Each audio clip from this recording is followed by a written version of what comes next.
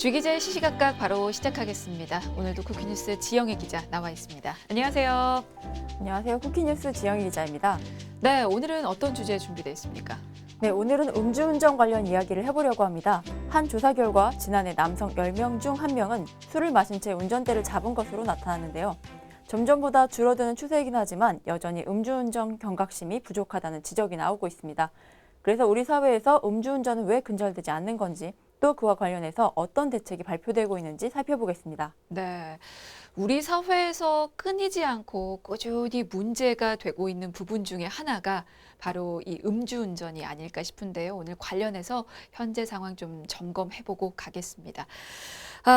일단은 아직도 남성 10명 중에 1명은 음주운전 경험이 있는 것으로 조사가 됐다고요? 네, 김광기 인제대 보건대학원 교수는 질병관리본부 주최 국민건강영양조사 발표 심포지움에서 음주 행태 추이 및 절주 정책 지원을 공개했는데요. 김광기 교수가 2018년 국민건강영양조사를 바탕으로 19세 이상 남성의 연간 음주운전 경험률을 조사한 결과 그 비율이 10%로 나왔다고 전했습니다.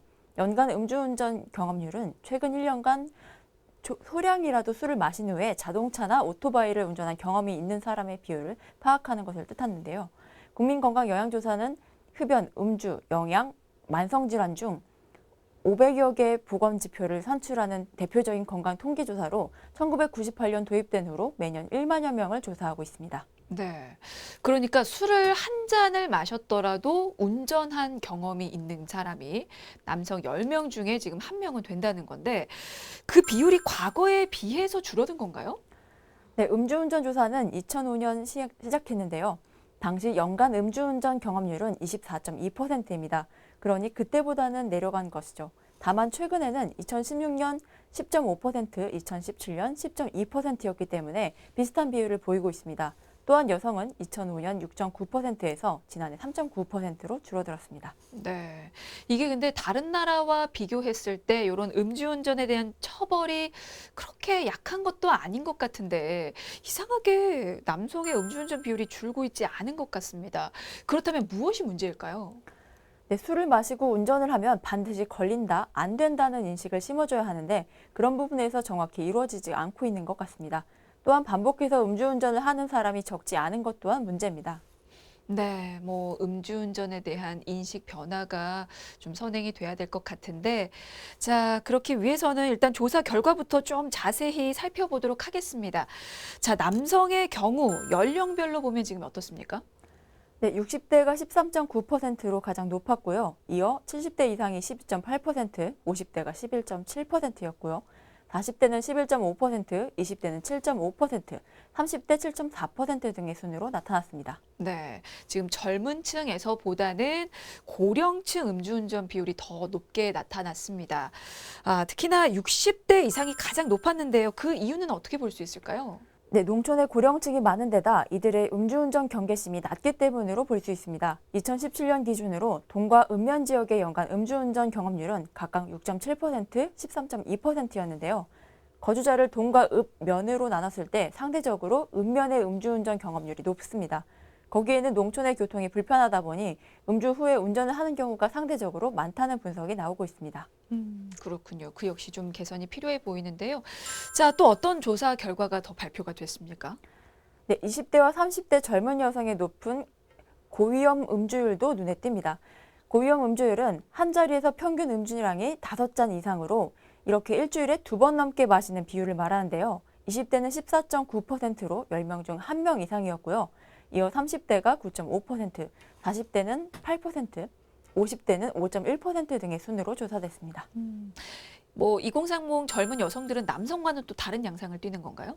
네, 남성의 경우 40대에서 50대 중년층이 젊은 층보다 고위험 음주율이 높게 나타나고 있어서 다른 양상을 보이고 있습니다. 전체적으로 봐도 여성의 고위험 음주율은 2005년 3.4%에서 지난해 8.4%로 증가하는 추세를 보이고 있는데요. 남성은 증감이 반복되긴 하지만 일정 수준에서 유지되거나 약간 감소하는 것과는 다른 결과입니다. 네, 전체적으로 볼 때 음주 문화 개선이 좀 필요해 보이긴 합니다.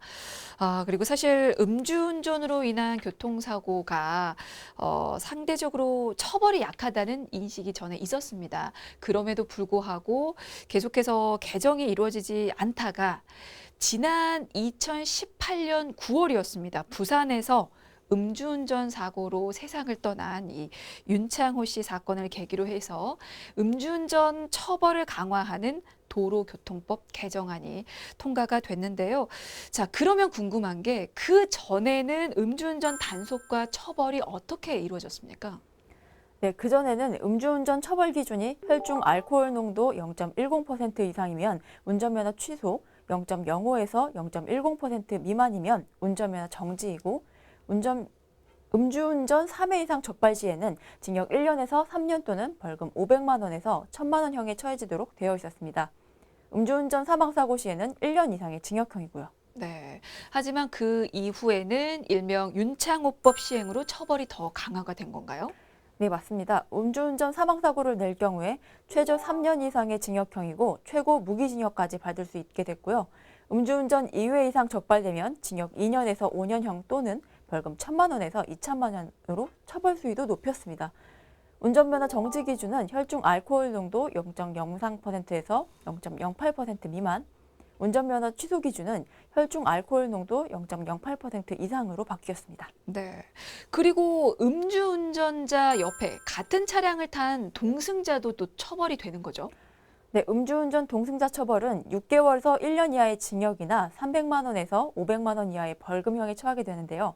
문제는 방조 행위가 적극적이었나를 판단하기가 어려워서 음주운전 동승자 처벌에는 허점이 많다는 평가가 이어지고 있습니다. 그렇군요. 일단은 올해 6월부터 이 음주운전의 처벌 기준을 강화한 도로교통법 개정안, 일명 윤창호법이 시행이 됐습니다. 그러면 개정안 시행 이후에 어떻습니까? 음주운전으로 인한 교통사고가 좀 많이 줄었나요? 네, 그렇습니다. 음주운전 단속 기준을 강화한 후에 석 달 동안 전국에서 음주운전 교통사고가 크게 줄어든 걸로 나타났는데요. 경찰청에 따르면 법이 시행된 6월 25일 이후부터 9월 24일까지 전국에서 발생한 음주운전 교통사고는 3,483건으로 5,022건이었던 지난해 같은 기간보다 30.6% 감소했습니다. 또한 석 달간 음주운전으로 인한 사망사고도 37명으로 지난해 같은 기간보다 63.4% 줄었고 음주운전 적발 건수도 45.3% 감소한 것으로 나타났습니다. 네. 다행인 건 이 음주운전 교통사고가 점점 감소 추세에 있다는 건데, 그래도 불행히도 아직까지도 이 음주운전 교통사고로 인한 사망사고는 끊이지 않고 이어지고 있습니다. 얼마 전에도 음주운전으로 인해서 한 여고생이 숨지는 사건이 있었죠.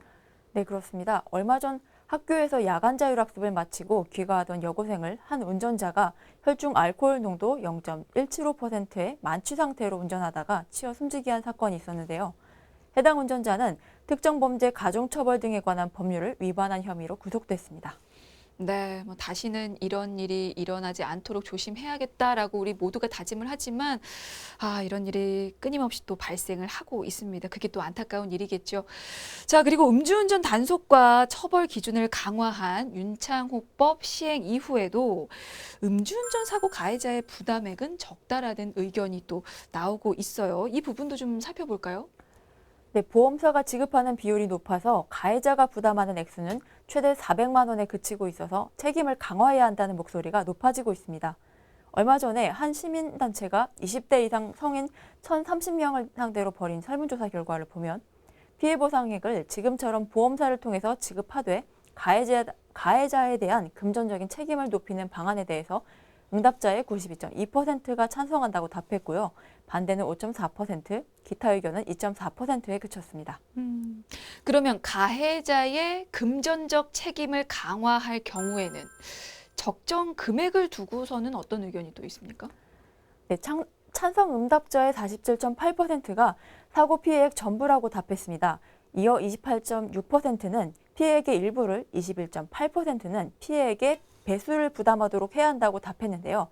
한편 전체 응답자의 42.4%는 현재 음주운전자가 최대 400만 원까지만 책임을 지고 있다는 사실을 모른다고 답했습니다. 네, 논의가 필요한 부분이 한두 곳이 아닌 것 같습니다. 자, 이렇게 단속과 처벌 강화에도 불구하고 끊이지 않는 음주운전으로 인해서 여러 가지 대책이 좀 나오고 있는데요. 자, 이번에는 그 내용 좀 살펴볼까요? 최근에 보건복지부에서 내어놓은 대책이 있다고요? 네, 최근 보건복지부는 음주가 미화되지 않도록 술병 등 주류 용기에 연예인 사진을 부착하지 못하게 하는 방향으로 관련 규정을 개선하는 방안을 마련하기로 했다고 밝혔는데요. 주류 광고의 기준을 담은 국민건강증진법 시행령 제10조의 내용을 수정해서 소주병 등에 연예인 사진을 붙이지 못하게 하는 방안을 검토하기로 한 겁니다. 네, 만약에 그렇게 되면 소주병에서 더 이상 여제 연예인의 얼굴을 볼 수 없게 되는 건데 왜 이런 대책이 나오게 된 걸까요? 네, 얼마 전 열린 국정감사에서 국내 음주폐해 예방 관련 사업의 부실성이 지적된 데에 따른 조치로 보입니다. 국회 보건복지위원회 남인순 의원은 국정감사에서 조인성 한국건강증진개발원장에게 담뱃갑에는 암 환자 사진이 붙어있는 반면 소주병에는 여성 연예인 등 유명인의 사진이 붙어있다고 말했는데요. 담배와 술 모두 1급 발암물질이며 국민의 건강을 위협하는 암, 고혈압 등 각종 질병을 유발함에도 불구하고 술과 담배를 대하는 태도의 온도차가 너무 크다고 지적했습니다. 생각해보니까 정말 그러네요. 담배와 술 모두 1급 발암물질이고 여러 가지 질병들을 유발할 수 있습니다. 그런데 이 담배값에는 무서운 경고 사진이 붙어 있는데 술병에는 그렇지가 않네요, 정말. 네, 그렇습니다. 담뱃갑에는 흡연 경고 그림으로 암 사진을 붙이는 등 금연 정책은 갈수록 강화되고 있는 반면 소주병에는 여성 연예인 사진이 광고 및 마케팅 활동에 쓰이고 있습니다. 실제로 국내 주류 기업에서는 1990년대 후반부터는 최고의 인기를 구가하는 여성 연예인들을 소주 브랜드 모델로 내세우면서 경쟁해 왔는데요. 이영애와 김태희, 하지원, 아이유, 아이린, 이효리, 수지 등 대세로 불리는 스타들이 활약해 왔습니다. 근데 이렇게 술병에 연예인 사진을 붙여서 판매하는 나라가 우리나라밖에 없다라고 들었는데 실제로 그렇습니까? 네, 맞습니다. 경제협력개발기구 OECD 국가 중에 연예인 사진이 부착된 술 광고 사례는 한국 외에는 없는 것으로 알려져 있습니다. 연예인과 같은 유명인들은 아이들과 청소년에게 큰 영향을 미치고 소비를 조장할 수 있기 때문에 최소한 술병 용기 자체에는 연예인을 가용한 홍보를 해서는 안 된다는 의견이 나온 겁니다. 네, 그래서 그럴까요? 우리나라가 음주폐가 상당히 심각한데 정부의 이제 절주 정책을 보면 금연 정책과 비교해서 좀 상대적으로 미온적이라는 지적도 있는데 그 부분은 어떻습니까? 네, 올해 국가 금연 사업은 약 1,388억 원의 예산을 편성해서 집행하고 있지만 음주폐해 예방관리 사업 예산은 약 13억에 불과할 정도로 턱없이 부족한 게 사실입니다. 또한 담배의 경우는 금연 사업을 전담하는 정부 부서가 있지만 음주는 음주폐해 예방에 대한 전담 부서도 없는 상황입니다. 네, 자, 이렇게 술과 담배를 대하는 온도차가 크다는 것, 그리고 OECD 회원국 국가들 중에서 이렇게 술병에 연예인 사진을 붙여서 판매하는 나라가 우리나라밖에 없다라는 사실이 이제 알려지면서 그 부분에 대한 어떤 개선을 하는 움직임이 좀 일고 있는데요. 자, 이와 관련해서 국내 주류 기업들은 어떤 태도를 보이고 있는지도 좀 알아볼까요? 네, 정부 정책이 아직 명확히 결정되지 않은 사항이어서 섣불리 의견을 내놓을 수 없다는 의견입니다. 한 주류기업 관계자는 연예인 사진 부착이 금지될 경우 모델이 아닌 다른 요소를 통해서 차별화를 고민해야 할 듯하다며 사실 모델을 내세워서 이미지를 각인해야 하는 중소기업의 타격이 클 것으로 보인다고 전하기도 했습니다. 네, 이렇게 음주운전이 점점 감소 추세에 있지만 그래도 남성 10명 중에 1명은 아직까지도 음주운전 경험이 있다라고 밝혀졌습니다. 상습적으로 음주운전을 하는 사람은 당연히 강력하게 처벌을 해야겠고요. 더불어서 무조건 단속만 할 게 아니고 이 음주 문화에 대한 어떤 인식 개선도 좀 이루어져야 되지 않을까라는 생각이 듭니다. 자, 오늘 지기자의 시시각각은 여기서 마무리 짓겠습니다. 지금까지 쿠키뉴스 지영희 기자였습니다. 고맙습니다. 감사합니다.